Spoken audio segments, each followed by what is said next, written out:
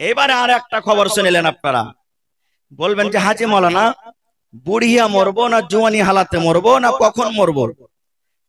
গল্পর মাধ্যমে জ্ঞান একটা বই, বাংলা কিতাব আছে, ওই কিতাবে একটা ঘটনা লিখেছেন। কি ঘটনা? একটা খুব আল্লাহওয়ালা ইমানদার ছিল, নেককার পরহেজগার, রাতে তাহাজ্জুদের নামাজ, দিনে আপনার রোজা, মানে সব সময়তে আল্লাহ বিল্লাহর ইবাদত করত। একদিন মালাকুল মউত তার কাছে মানুষের রূপে চলে এসেছেন। আসার পর তখন বলছেন যে আল্লাহওয়ালা, তুমি যখন মরবে, মতের কিছুদিন আগে তোমার কাছে একটা চিঠি আসবে। ওই চিঠিটা যখন তুমি পেয়ে যাবে, তখন মনে করিও যে আর দুনিয়াতে বাঁচবো না, মরে যাব। যখন এই কথাটা বলা, তখন ওই আল্লাহওয়ালা আবেদ তখন বলছে যে মরার আগে চিঠি যখন আসবে, এত দুনিয়াতে নমাজ রোজা করে কষ্ট করে কি করবো, দুনিয়ার মজাটা একটু নিয়ে এলি। মদ পান করতে লাগলো, জেনা ব্যভিচার করতে লাগলো, গান শুনতে লাগলো, ফিল্ম দেখতে লাগলো, আরো দুনিয়াতে যত রকম পাপ সব করতে লাগলো। এই করতে করতে করতে 90-80 বছর বয়স হয়ে গেল, চোখ ঝাপসা হয়ে গেল, চোখে সুজে না, আর মাঞ্জা কমর পড়ে গেল, চামড়া ঝড়ো হয়ে গেল, কিন্তু তার কাছে চিঠি আসে না। একদিন বাবা চিন্তা করছে বসে বসে, আল্লাহ, আমার মরার আগে তোমার একজন বান্দা আল্লাহ বলে গেছেন আমি মরবো, তখন চিঠি আসবে। মাবুদ রে, আমার বয়স 80-90 বছর হয়ে গেল, এখন পর্যন্ত আমার কাছে কিন্তু চিঠি আসে না। আল্লাহ, আমি কখন মরবো? আল্লাহ, আমি কখন মরবো? এই করতে করতে করতে করতে হঠাৎ করে রে মালাকুল মউত একদিন তার কাছে হাজির হয়ে গেছে। হাজির হয়ে যাওয়ার পর এইবারে মালাকুল মউত বলছেন, এরে আল্লাহর বান্দা, এখন তোমার জান কবজ করে আমি নিয়ে চলে যাব, এখন তোমার রূহটাকে আমি কবজ করে নিয়ে চলে যাব, এখন তোমাকে আর দুনিয়াতে থাকতে হবে না, তোমার দুনিয়ার বয়স শেষ হয়েছে, তোমার দুনিয়ার জীবন শেষ হয়ে গেছে। যখন কথাটা বলা, তখন ওই বুড়া বলছেন, এই মালাকুল মউত, তুমি আমাকে মিথ্যা কথা কেন বলেছো? বলছে, কেমন মিথ্যা কথা? বলছে, তুমি আজ থেকে 50 বছর এসে আমাকে বলনি যে যখন তুমি মরবে তোমার মরার আগে একটা চিঠি আসবে? আমার কাছে কোনো খবর নেই, চিঠি নেই, কিছু নেই, তুমি হঠাৎ আজকে জান খোঁজ করতে চলে এসেছো। বলছে, না রে নাদান না, তোর কাছে আমি আজকে এসেছি, আমার আসার আগে অনেকগুলি তোর কাছে চিঠি এসেছে রে, অনেক পত্র এসেছে, অনেক চিঠি তোর কাছে এসেছে, কিন্তু তুই একদিনও তুই চিঠি খুলে দেখিস নি রে আল্লাহর বান্দা, একদিনও তুই চিঠি খান পড়ে দেখিস নি। বুড়া বলছে, আমি মিথ্যা বলি না, আমার কাছে চিঠি আসেনি, তো আমি পড়বো কেমন করে? এবার মালাকুল মউত বলছেন, এরে আল্লাহর বান্দা, আমি যখন তোমার কাছে আসি তোমার বয়স ছিল সেই সময়তে 25 থেকে 30 বছর, এখন তোমার বয়স কাটতে কাটতে 80 বছরে তুমি পৌঁছে গেছো, এটা একটা আল্লাহর চিঠি। আমি যখন তোমার কাছে আছি তোমার দাড়ি তখন পাকেনি, মাথার চুল বলা তোমার পাকেনি, এখন তোমার দাড়ি পেকে গেছে, মাথার চুল পেকেছে, এটা হলো আল্লাহর তরফ থেকে একটা চিঠি। এ আল্লাহর বান্দা, আমি যখন তোমার কাছে আসি তুমি একটা হাট্টা ঘাট্টা জোয়ান ছিলে, এখন তুমি বাচ্চার মতো কমজোর হয়েছে, তুমি দৌড়াইতে পারো না, হাঁটতে পারো না, এটা হলো আল্লাহর পক্ষ থেকে একটা চিঠি। এ আল্লাহর বান্দা, আমি যখন 25-30 বছর বয়সে তোমার কাছে আসি তোমার দাঁত গলা কত মজবুত হয়েছিল, মনে হয় তুমি পাথর লোহাকে তুমি চাবিয়ে খাবে, কিন্তু আল্লাহর বান্দা রে, এখন তোমার বয়স 80 বছর হয়ে গেল রে বান্দা, দেখো তোমার মুখে একটা পর্যন্ত দাঁত নাই, ইয়ার মানে হলো এটাও আল্লাহর পক্ষ থেকে একটা চিঠি এসেছে। করতে করতে বলছে, বান্দা রে, অনেকগুলি তোমার কাছে চিঠি এসেছে, কিন্তু তুমি তো একদিনও চিঠির দিকে ধ্যান দাওনি, একদিনও আল্লাহ রাব্বুল আলামিন যে তোমার কাছে চিঠি পাঠালছে এই চিঠি তুমি খুলে দেখোনি, এই জন্য তোমার কিছুই শোনা হবে না, কিছুই শোনা হবে না। ওই বুড়াইয়ের অবস্থায় গুনার লিপ্ত থাকা লোকটাকে এবার কোন অবস্থাতে তার জান কবজ করে নিয়ে চলে গেল। নারে তাকবীর! এই জন্য মত হায়াত কখন, মত কখন হবে এই খবরটা কার কাছে আছে? এই জন্য তো আবু দারদা রাদিয়াল্লাহু তাআলা আনহু একজন সাহাবী যখন মরছেন, মরার টাইমে খুবই কাঁদছেন, এত কাঁদছেন চোখ দিয়ে ঝরঝর করে পানি ঝরে দাড়ি ভিজে গেছে, আশেপাশে একটা ওর বিবি বসে আছেন। এবার বসা পর আবু দারদা বলছেন, কে তোমরা আছো রে, কে তোমরা আছো রে, এই মৃত্যুর সময়টাকে স্মরণ করে আর নেক আমল করবে আর তাইয়ারি করবে।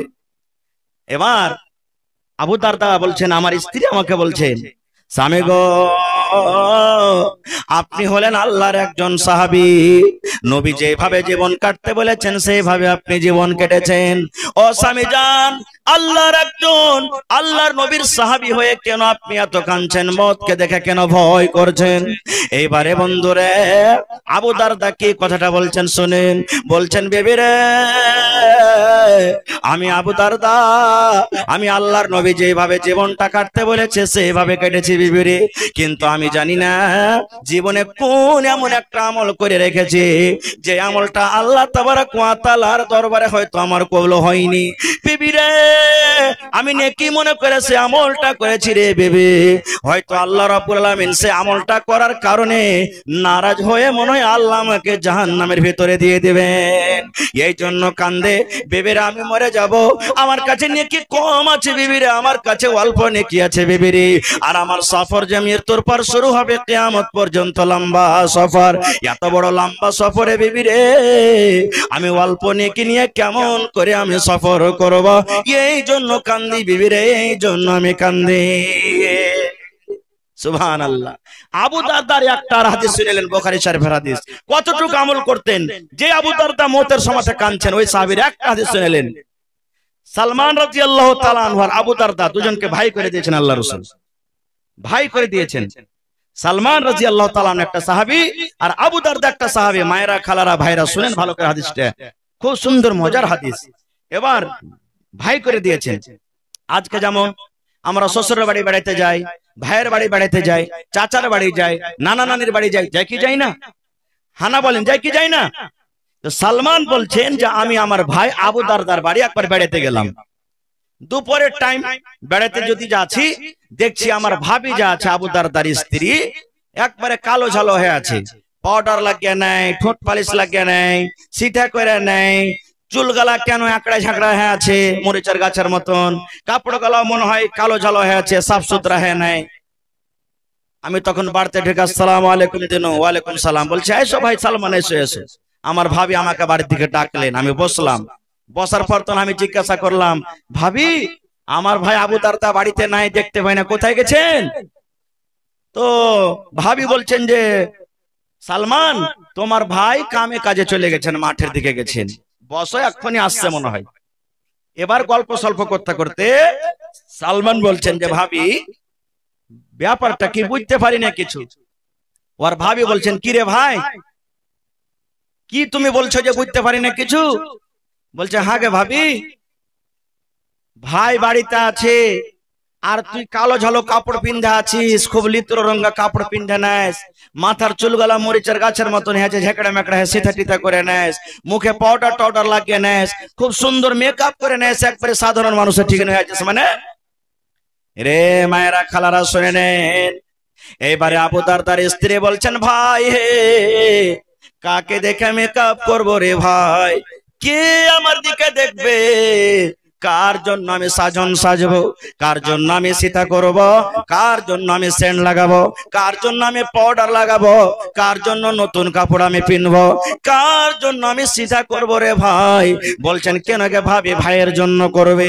বলছে, ভাই রে বলিস না রে ভাই, বলিস না বলিস না, তোর ভাই আবু দারদা আমি বিয়ে করে যখন বাড়িতে এসেছি, বাড়িতে আসার পর দেখছি ভাই রে আমাকে দেখে, কিংবা আমি যখন বাড়িতে থাকি আমি দেখি আমার স্বামী আবু দারদাকে আমার দিকে ভালো করে দেখে না রে ভাই, আমার দিকে দেখে না, দিনের বেলাতে আমার কাছে আসে না। এক মাস আল্লাহ রোজা ফরজ করেছেন, রোজা রাখে রে ভাই, এক মাসের পর আরো যে 11 মাস আছে, 11 মাসের মধ্যে একদিন নফল রোজা ছাড়ে না, রোজা চালিয়ে যায়, রোজা চালিয়ে যায়, রোজা চালিয়ে যায়, 11 মাস রোজা রাখে, আর রমজান মাসের 1 মাস রোজা রাখে, মানে বছরের মধ্যে একদিন রোজা দেয় না, পাত দেয় না রে ভাই, রোজা চালিয়ে যায় চালিয়ে যায়। এবার তুমি তো জানো ভাই রে, রোজার হালাতে আল্লাহ রাব্বুল আলামিন বিবির কাছে যেতে মানা করেছে, এই জন্য আমার স্বামী রোজার হালাতে আমার কাছে কেমন করে আসবে? এবার রাতের বেলাতে এশারের নামাজের পর আমি যখন বিছানার দিকে ঘুমিয়ে যাই, তখন আমি মনে হয় অপেক্ষা করি, আজকে মনে হয় আমার স্বামী বিছানায় আসবে, আমার পাঞ্জরে ঘুমাবে, আমার সাথে টাইম কাটাবে, আমার সাথে আমার সামনে থাকবে, আমার সামনে গল্প করবে, আমার সাথে রাতটা কাটাবে। কিন্তু ভাই রে, একদিন দুই দিন করতে করতে করতে করতে বছর কেটে যায়। আমার স্বামী সারা জীবন তাহাজ্জুদের নামাজ পড়ে পড়ে রাত কাটিয়ে দেয়। রাতের বেলাতে তাহাজ্জুদের নামাজে রাত শেষ হয়ে যায়। রাতের বেলাতে আমার বিছানায় আসে না, আর দিনের বেলাতে রোজা করে থাকে, রোজার হালাতে আসে না। তো ভাই বলো, আমার স্বামী যখন আমার কাছে না আসবে, আমার দেখে না দেখবে, তাহলে আমি কার জন্য সীতা করব? কার জন্য আমি সাজবো? কার জন্য আমি নতুন কাপড় কিনবো? কার জন্য আমি জামা কাপড় সুন্দর করে পরবো? কাকে আমি দেখাবো? কি আমার সীতা দেখবে? কি আমার নতুন কাপড় দেখবে? কি আমার মেকআপ করা দেখবে? এই জন্য ভাই আমি সাজন কোজন করে থাকি না। বলছে এইটা কথা? সালমান বলছেন এইটা কথা না? তো হ্যাঁ। বলে ঠিক আছে। ঠিক একটুক্ষণ পর আবু দারদা বাড়িতে চলে এসেছেন। আসসালামু আলাইকুম। ওয়ালাইকুম সালাম। ভাই ভাই দেখাশোনা হলো। এবার আবু দারদা স্ত্রীকে বলছেন, হাজি ভাই বাড়িতে এসেছে, সালমানকে খেতে টেতে দাওনি? আমাদের বাড়িতে কুটুম আসলে আমরা নাস্তা পানি দিকে দিনে। হানা বলেন দিকে দিনা ভাই। বলছে যে হে আবু দারদা, হে উম্মে দারদা। ওর স্ত্রীকে বলছেন, উম্মে দারদা তুমি কি ভাইকে খেতে টেতে দাওনি? বলছেন না। বলছে খেতে দাও তাড়াতাড়ি করে। এবার খানা হাজির করে দিয়েছে। এবার সালমান বলছেন, আবু দারদা ভাই আমি একাই খাবো না রে ভাই, একাই আমি খাবো না, আমি একাই খাবো না ভাই।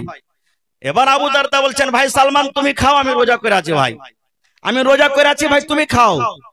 এবার তখন সালমান বলছেন, কেমন রোজা করে আছো? বলছেন নফল রোজা।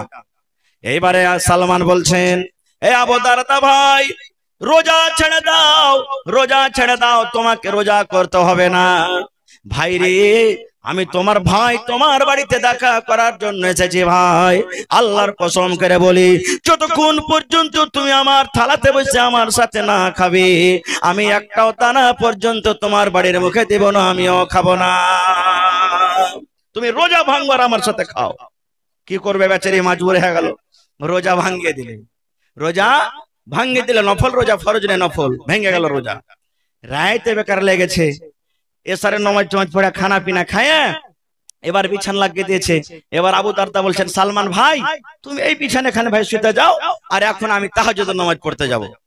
যখন কথাটা বলা, এইবারে সালমান আবু দারদার হাত খান ধরে বলছে, ভাই রে তাহাজ্জুদের নামাজের টাইম কিন্তু এখনো হয়নি রে ভাই, আমিও তাহাজ্জুদের নামাজ পড়বো। এই জন্য ভাই রে তোমাকে তাহাজ্জুদের নামাজ এখন পড়িতে হবে না।